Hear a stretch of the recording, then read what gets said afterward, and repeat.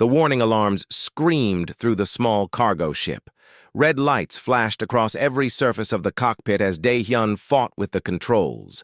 His hands moved fast over the buttons and switches, but nothing worked. The ship shook violently. Outside the window, he could see the swirling colors of a gravity storm that had appeared from nowhere.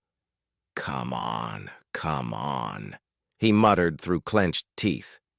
The ship's computer voice spoke in calm tones that did not match the situation. "Critical engine failure. Hull breach in cargo bay. Life support compromised." Dae-hyun had been a pilot for 12 years. He had flown through asteroid fields and dodged pirates. But this was different. This was bad. He could see a moon below covered in green forests. It was not on any of his maps. The ship was falling toward it fast. He had no choice. Emergency landing or die in space. His fingers flew across the controls. He angled the ship's nose up, trying to slow the fall. The heat shields glowed orange as they hit the atmosphere. The whole ship rattled like it would break apart. Dae-hyun strapped himself tighter into his seat. His jaw clenched so hard his teeth hurt. The ground rushed up at him, trees, rocks, a clearing. He aimed for the clearing. At the last second, he fired the emergency thrusters. They sputtered, coughed, then gave one last push. The ship hit hard. Metal screamed. Dae-hyun's head snapped forward against the straps. Everything went dark. When he opened his eyes, smoke filled the cockpit. His head pounded. Blood ran down from a cut above his eye. He unbuckled with shaking hands and stumbled toward the emergency exit. The door hissed open, and he fell out onto soft grass. He lay there for a moment, breathing hard. Above him, a purple sky stretched between alien trees. 2 suns hung low on the horizon. He was alive, barely. Dae-hyun forced himself to stand. His ship, the Morning Star, looked terrible. One wing was completely gone. The hull had deep tears in it. Black smoke poured from the engine section. He walked around it slowly, checking the damage. It was bad, but maybe fixable, if he had time, if he had parts. The forest around him was quiet. Too quiet. He pulled out his scanner and checked the air. Breathable. A little more oxygen than Earth, but safe. Temperature was good, no immediate toxins. That was lucky at least. He spent the next hour dragging emergency supplies out of the ship. Food packets, water containers, a medical kit, his rifle, tools, and a small shelter tent. His communication system was fried. The distress beacon was damaged. Nobody knew where he was. Nobody would come looking in this uncharted sector. He was alone. As the suns began to set, Dae-hyun decided to look for water. His scanner showed a stream about half a kilometer into the forest. He grabbed his rifle and started walking. The trees here were massive, with silver bark and leaves that glowed slightly in the fading light. Strange sounds came from everywhere. Clicks, whistles, and calls from creatures he could not see. He found the stream easily. The water was clear, and his scanner said it was safe to drink. He filled his containers and turned to head back. That was when he heard it, a sound that made his blood run cold, a high-pitched chirping, desperate and weak, and underneath it, the smell of burnt metal and blood. Dae-hyun followed the sound. His military training made him move quietly, rifle ready. Through the trees he saw it, another crashed ship, smaller than his. The hull was torn open and scorch marks covered the outside. This was not an accident. Someone had shot this ship down. He approached carefully. The chirping sounds came from inside. He climbed through a hole in the hull, his rifle light cutting through the darkness. The inside was a mess. Broken equipment, shattered containers, and in the corner, 3 small shapes huddled together. They were like nothing he had ever seen, about the size of large dogs, but with 6 legs and scales that shimmered in his light. Their bodies were covered in patterns that glowed softly, changing colors. Blue, then purple, then red. They had 4 eyes each and small teeth that showed when they made their distressed chirping sounds. They were children. babies. Whatever their species was, these were younglings. One of them tried to move toward him but collapsed. Its leg was broken. Another had burns along its side. The third, the smallest, just shook and made quiet sounds.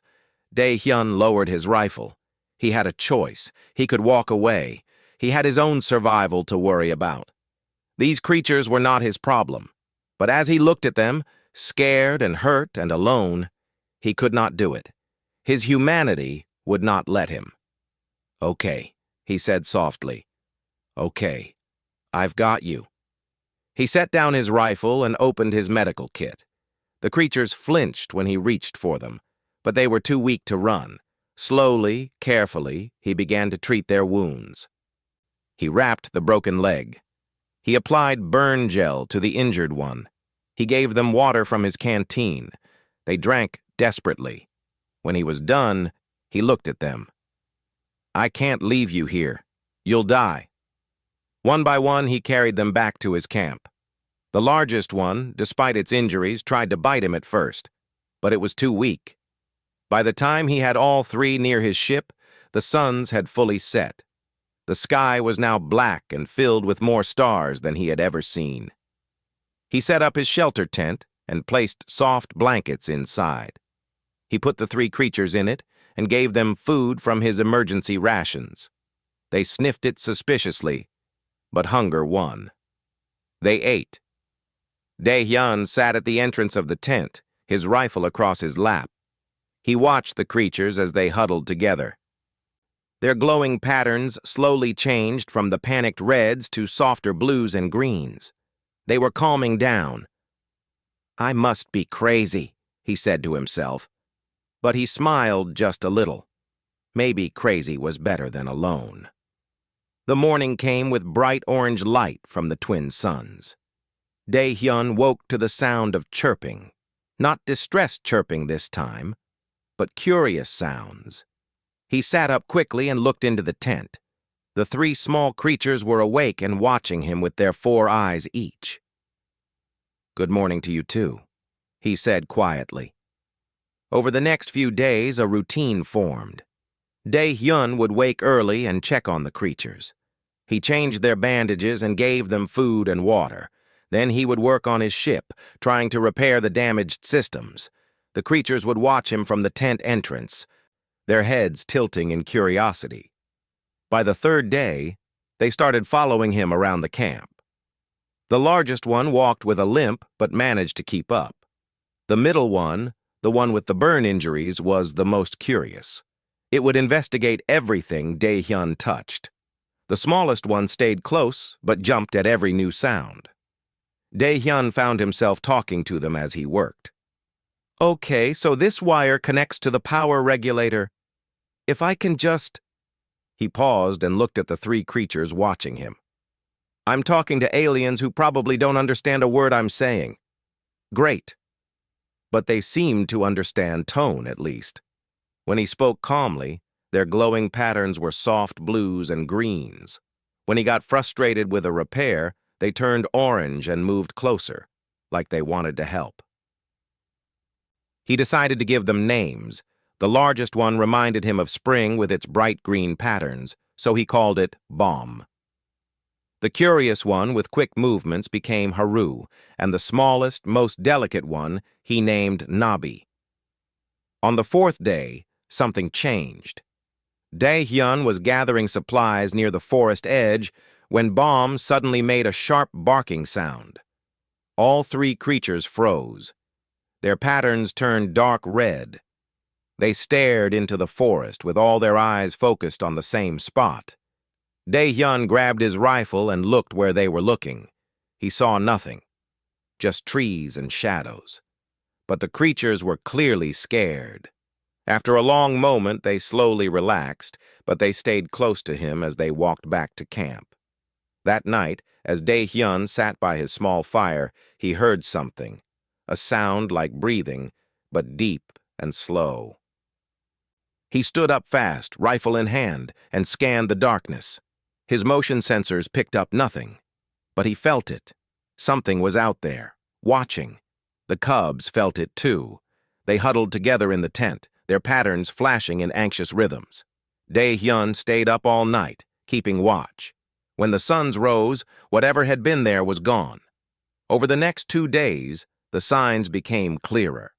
Large claw marks on trees near the camp, tracks in the soft ground, bigger than any creature had a right to be. Something massive was circling them. Dae-hyun's military instincts screamed danger. He set up a perimeter using parts from his ship, motion sensors, small alarms, anything that might give him warning. The cubs watched him work with worried sounds. They understood danger was coming. On the 7th night, it happened. Dae-hyun was checking one of his sensors when it screamed an alert. Something big, something moving fast, coming straight for the camp. He ran back, shouting for the cubs to get behind him. They scrambled to obey, pressing against his legs. He raised his rifle and aimed at the darkness beyond his fire. His heart pounded in his chest, every muscle tensed. Then he saw it. Eyes first, 4 of them glowing yellow in the darkness. Then the shape emerged from the trees. It was like the cubs, but grown. Massive. It stood on 4 legs but rose up on its back too, towering over Dae-hyun. It had to be 3 meters tall, maybe more. Its scales were thick like armor. Its 6 limbs ended in claws as long as knives. Patterns glowed across its body in bright, angry reds and oranges. This was an apex predator. A killer designed by evolution to be perfect. Dae-hyun's hands shook, but he kept his rifle aimed. "Stay back," he said, trying to keep his voice steady. "I don't want to shoot." The creature moved forward slowly. Each step was deliberate. Its eyes never left him. This thing was smart. It was not just attacking blindly. It was thinking, calculating. Behind Dae-hyun, the cubs made excited chirping sounds.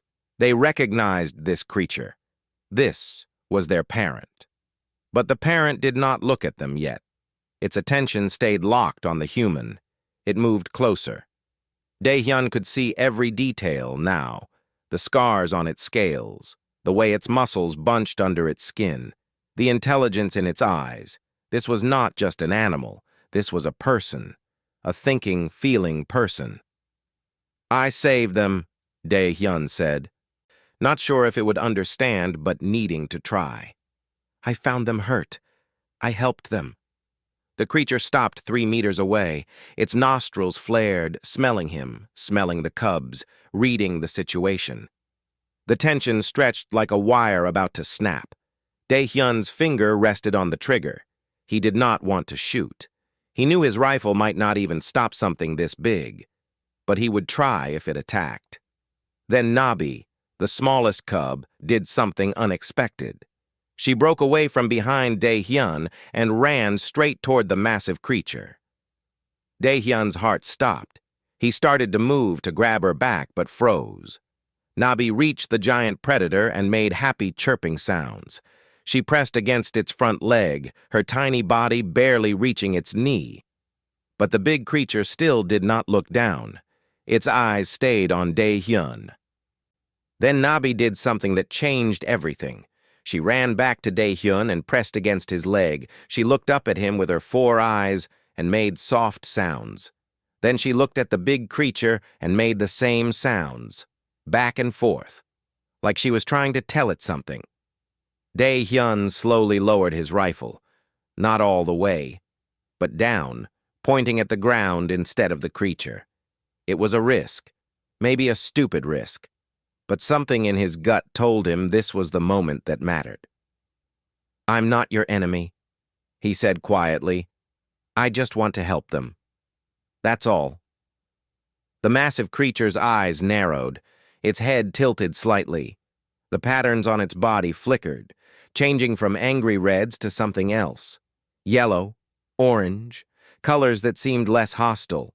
It took one more step forward, and Dae-hyun's breath caught in his throat. Then slowly the creature lowered its head toward the cubs.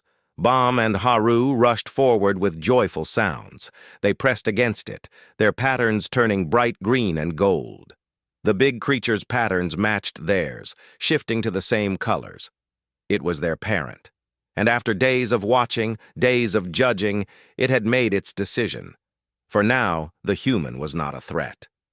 Dae-hyun let out a breath he did not know he was holding. His legs felt weak. He sat down hard on the ground, rifle still in his hands but no longer needed. The massive creature looked at him one more time.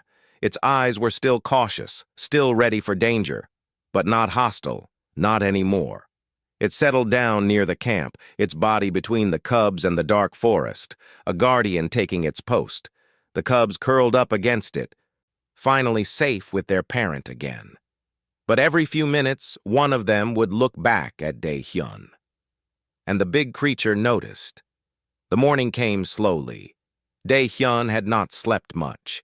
He kept one eye on the massive creature all night. It had not moved from its spot, watching over the cubs and watching him. When the first sun rose, casting orange light across the camp, the creature stood up. The cubs stirred awake with sleepy chirps. Dae-hyun stood too, his body stiff from sitting against his ship all night. The creature looked at him. Then it looked toward the forest where the cubs' crashed ship lay. It made a low rumbling sound and started walking in that direction. The cubs followed. After a moment, so did Dae-hyun. He grabbed his scanner and followed at a distance. The creature knew he was there but did not stop him. They walked through the forest in strange silence. Just the sound of footsteps and the normal noises of the alien woods. When they reached the crashed ship, the creature stopped. It stood very still, looking at the wreckage. Then it made a sound Dae-hyun had never heard before. A low, keening noise that came from deep in its chest. It was a sound of pain, of loss. The cubs pressed against its legs, their patterns turning dark blue. They were sad, too. Dae-hyun moved closer to the wreckage. In the daylight, he could see more details. There were blast marks from energy weapons. This ship had been attacked and shot down. Inside, he saw something that made his stomach turn. The body of another creature like the big one. Same size, same basic shape, but its patterns were dark and faded, dead. This was the cub's other parent. This creature had lost its mate. Dae-hyun stepped back and looked at the living parent. It was looking at him now. In its 4 eyes, he saw understanding. This creature knew loss, knew pain, just like humans did, just like any thinking being would. Slowly, Dae-hyun pulled out his datapad. He scrolled through his photos, pictures he kept from Earth, his family, his friends. Some were old military photos showing people he had served with, people who had not come home. He turned the pad so the creature could see. "I understand," he said quietly. "Loss. I know what it feels like." The creature leaned down and looked at the images, its head tilted. It was studying them, trying to understand.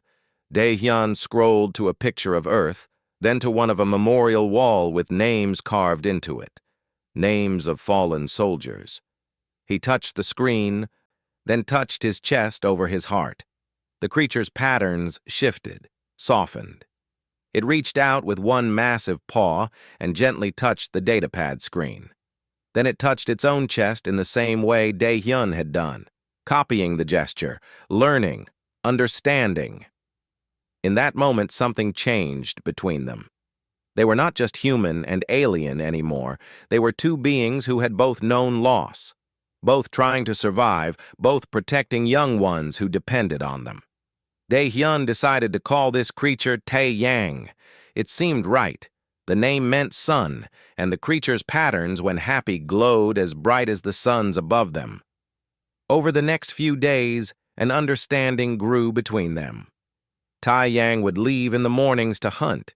It would return with food for itself and the cubs. Sometimes it brought extra and left it near Dae-hyun's camp. He was not sure if it was a gift or just Tae-yang being practical, but he accepted it. The meat was edible according to his scanner, and his supplies would not last forever. Dae-hyun worked on his ship while Tae-yang taught the cubs. He watched them practice pouncing on each other and learning to move quietly through the forest. It was like watching any parent teach their children. The same patience, the same gentle corrections when they made mistakes. In the evenings, they would all gather near the camp. The cubs would play while Dae-hyun cooked food and Tai-yang rested nearby. It became routine, normal, even though nothing about it should be normal. On the 10th day, Tae-yang did something unexpected. It stood up and walked to Dae-hyun, making a specific sound. Then it turned and looked toward the forest. It made the sound again. The cubs got excited, their patterns flashing bright. "You want me to follow you?" Dae-hyun asked. Tae-yang made the sound a third time and started walking. Dae-hyun grabbed his rifle and followed. The cubs bounced around his feet as they all moved through the forest. They walked for almost an hour, going deeper into areas Dae-hyun had not explored yet. Then Tae-yang stopped and pointed with one clawed limb. Through the trees, Dae-hyun saw another crash site. But this one was different. It was bigger, a cargo ship similar to his own. But this one had weapons mounted on it. Illegal weapons. This was no civilian vessel. Dae-hyun approached carefully. The ship was old, crashed weeks ago maybe. He checked his scanner. No life signs. He climbed inside through a broken airlock. The inside was a mess, but there were supplies everywhere, parts he could use to fix his ship. Food containers, medical supplies, and something else. A computer console that was still partially working. He booted it up and accessed the logs. What he read made his blood run cold. This ship belonged to something called the Kresh Consortium. They were hunters, poachers. The logs detailed their hunts across this sector. They hunted Tae-yang's species. They called them Vral. According to the logs, Vral organs that made the glowing patterns were worth a fortune on the black market. This crew had tracked a Vral family to this moon. They shot down their ship. They were going to kill them and harvest their bodies. But something had gone wrong. The ship's own logs showed engine failure, a crash. Most of the crew died on impact. The few survivors likely died from injuries or local predators. The last log entry was 5 weeks old. Dae-hyun felt sick. He walked outside and looked at Tai-yang.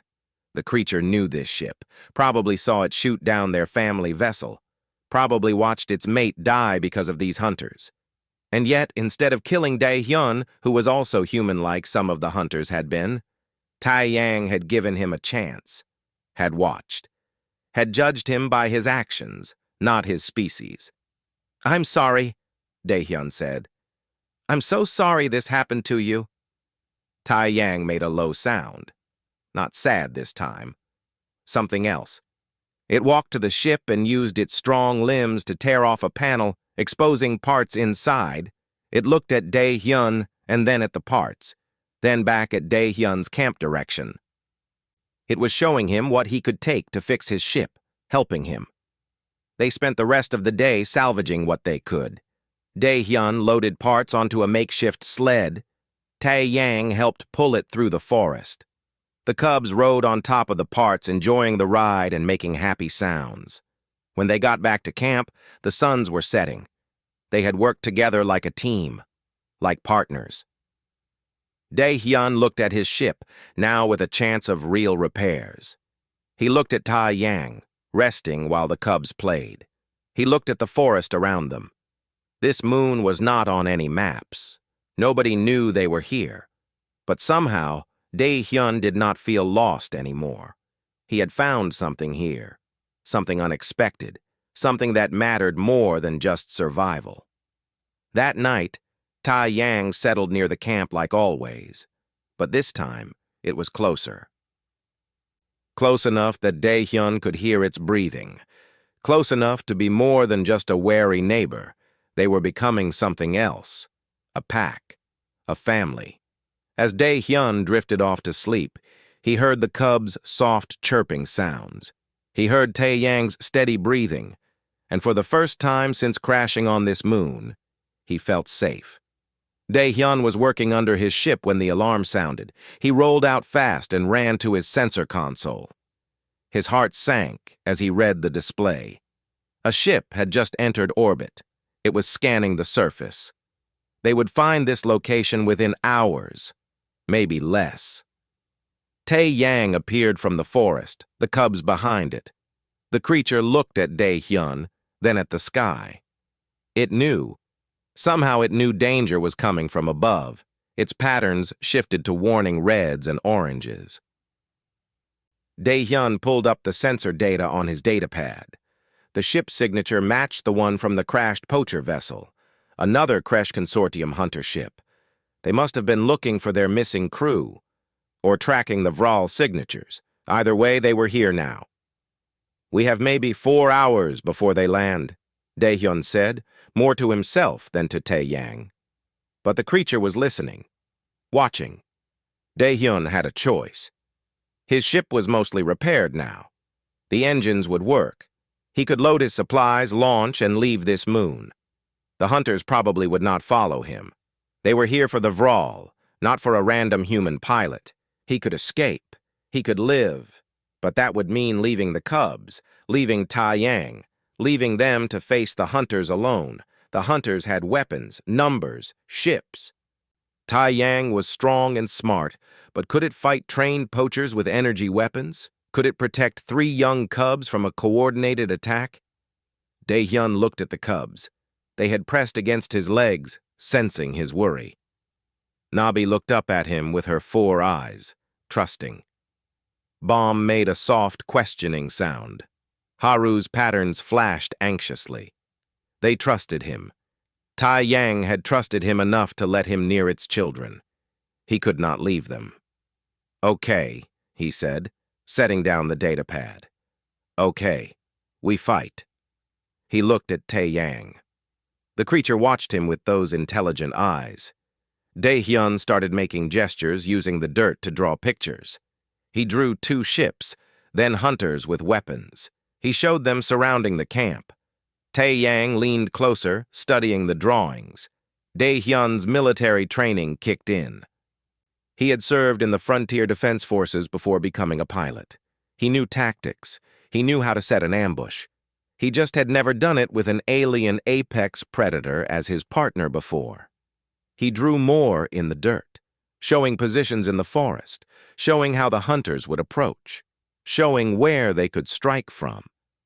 Tae Yang made low rumbling sounds. Then it used its own claw to add to the drawings, showing other approach angles Dae-hyun had missed, showing places where an ambush would work better. This creature understood warfare. Its species might not have technology, but they were intelligent hunters. Tae Yang knew strategy. They spent the next 3 hours preparing. Dae-hyun placed mines at likely landing sites using the weapons from the crashed poacher ship. He rigged motion sensors in the forest. He created false camps with heat sources to confuse their scanners, everything he could think of with the materials he had. Tae Yang prepared too. It marked trees in ways only its species would understand, creating trails that would lead hunters into ambush points. It showed Dae-hyun where the shadows were deepest, where the ground was softest for quiet movement. They worked together, human and Vral, preparing for the coming battle. The cubs stayed near the ship where it was safest. Dae-hyun told them to hide inside if fighting started.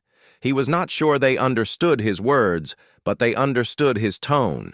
They looked scared, but tried to be brave. The hunters landed 2 ships just as the sun started to set. Perfect timing, Dae-hyun thought bitterly. They would have the darkness to use, but so would he and Tae Yang. 8 hunters emerged from the ships. He watched on his scanner as they spread out. Professional, organized, well-armed. The leader was a tall reptilian alien that the computer identified as a Saurian. His name came through the comm chatter Dae-hyun was intercepting. Hyun-woo, the captain. He was directing his team in cold, efficient tones. He knew what he was hunting, and he did not care about the Vral as living beings, only as valuable cargo. Spread out. Check the crash sites. Look for tracks. The cubs should still be alive. Adult probably nearby. Watch for ambush. These creatures are smart. Hyun Woo's voice was calm. This was just another job to him. The first hunter died without making a sound. He stepped on one of Dae-hyun's mines near the original crash site. The explosion echoed through the forest. The other hunters immediately dropped into combat positions, weapons raised. Professional reactions. These were experienced killers. "Contact! We have hostiles!" Someone shouted over their comm. "This isn't just wildlife. Someone set traps." "Adjust tactics," Hyun Woo ordered.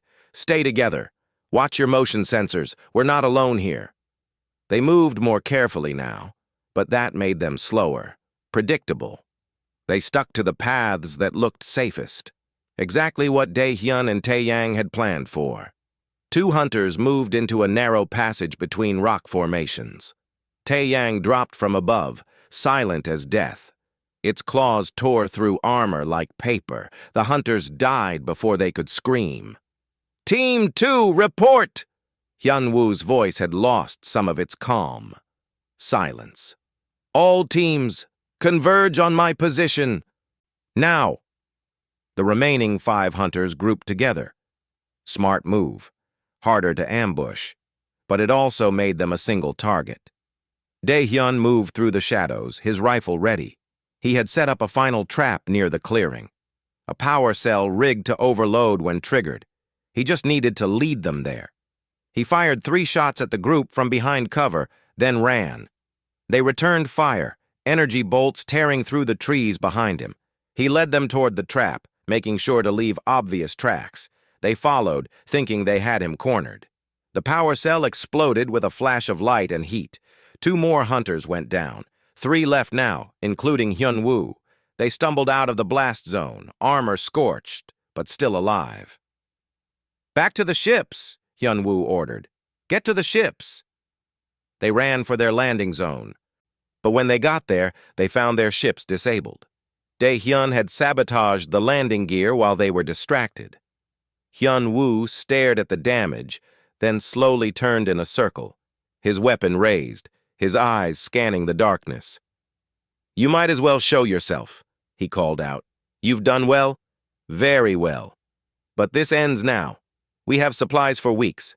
We have weapons. You have nothing." Dae-hyun stepped out of the shadows, his rifle aimed at the hunters. "I have something you don't. A reason to fight." "A human?" Hyun Woo laughed. "You're protecting the Vral? Do you know what they're worth? I'll split it with you. 60-40. You help us, you can buy your own ship, a better one." "Not interested." "Then you die with them." The 3 hunters opened fire. Dae-hyun dove behind a rock as energy bolts exploded around him. He returned fire, taking down 1 more hunter, but he saw movement from the corner of his eye. The cubs. They had followed him. They were not in the ship where it was safe. They were here, trying to help. "No! Get back!" Dae-hyun shouted. Hyun Woo saw them. His eyes lit up with greed. He aimed his weapon at the cubs. Everything seemed to slow down. Dae-hyun was too far away, too slow. He could not reach them in time. He could not stop it. Then Tae-yang emerged from the darkness like a nightmare come to life. Its patterns blazed bright red, so bright it hurt to look at. It moved faster than anything that size should be able to move. It hit Hyun Woo like a meteor. The hunter's weapon flew from his hands. His armor crumpled under Tae-yang's claws. The last hunter tried to run. Dae-hyun shot him, not to kill, but to stop. The bolt hit his leg and he went down screaming. It was over. The battle was won. Dae-hyun ran to the cubs. They were scared but unhurt. He checked them over, his hands shaking from adrenaline. Then he felt pain bloom in his side. He looked down and saw blood spreading across his shirt. He had been hit during the fight, had not even felt it until now. The adrenaline was wearing off. He stumbled, fell to his knees. The cubs made distressed sounds. Tae-yang turned from the fallen hunters and rushed over. Dae-hyun looked up at the massive creature, at the being who had become his friend, his partner, his family. "Get the cubs to safety," he managed to say. "Please, keep them safe." Then the world went black, and he knew nothing more. Darkness, warmth, sounds that seemed far away. Dae-hyun floated in a space between waking and sleeping. Sometimes he heard chirping sounds. Sometimes he heard deeper rumbling that vibrated through his chest. Sometimes he heard nothing but his own heartbeat. Slowly, awareness returned. He became conscious of lying on something soft, of a steady humming sound, of cool air on his skin. His eyes opened to see white surfaces above him. It took a moment to understand where he was. The medical pod, inside his ship. He was in stasis recovery. The pod door hissed open. Dae-hyun tried to sit up and his whole body complained. Everything hurt, but it was the dull ache of healing, not the sharp pain of injury. He looked down at himself. Clean bandages covered his torso. The wound was treated. He was alive. How long had he been in the pod? The display showed 3 days.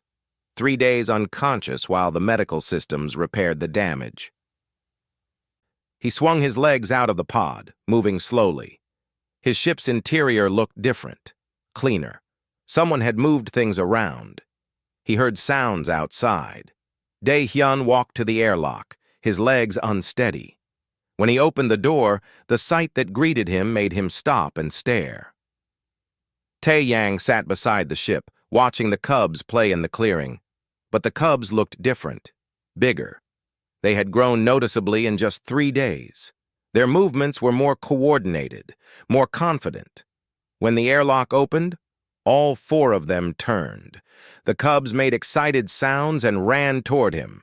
They pressed against his legs, careful not to bump his injuries. Their patterns flashed bright greens and golds, happy colors, relieved colors. Tae-yang stood and approached slowly. It lowered its massive head and looked at Dae-hyun with those 4 intelligent eyes. It made a soft rumbling sound. Then it did something unexpected. It gently pressed its forehead against Dae-hyun's chest, careful to avoid his wounds. Just held it there for a moment. Dae-hyun raised his hand and placed it on the creature's head. No words were needed. They both understood. Over the following days, Dae-hyun recovered his strength. He finished the repairs on his ship. The Morning Star was ready to fly again. His long-range communications were finally working. He could send a message, call for help, return to human space and the life he had known before. But every time he sat down to record the message, he stopped. He would look outside at Tae-yang teaching the cubs to hunt, or he would watch them play around his camp. Or he would feel Nabi press against his leg while he worked, just wanting to be near him, and he could not bring himself to call for rescue. One evening, as the twin suns set, Dae-hyun made a decision. He opened his computer and began recording a proper message, not a distress call, a report. He attached detailed scans of the Vral species, video footage of Tae-yang and the cubs, documentation of their intelligence, their communication, their social behavior. Evidence that they were not animals but people, thinking, feeling people who deserved protection. He documented the Kresh Consortium's activities, the poaching, the hunting, the murdered Vral, whose only crime was existing in a galaxy that saw them as resources instead of beings. He made copies of all the data from the crashed poacher ship, names, transactions, routes, everything that could bring them to justice. Then he filed a formal claim. This moon was uncharted, unclaimed. Under Galactic Council law, he could stake a settlement claim. And he did. He named it Sanctuary Moon, a protected zone where the Vral could live without fear of hunters, where cubs could grow up safe. He sent the entire package through the long-range comm to the Galactic Council headquarters, to the Frontier Defense, to every authority that might listen. It would take weeks for the message to reach anyone, months for any response. But it was done. Dae-hyun walked outside. Tae-yang was settling down for the evening, the cubs curled up against its larger body. They had a routine now, a life. When Tae-yang saw him, It made a questioning sound. Dae-hyun smiled. "I'm staying," he said, "if that's okay with you.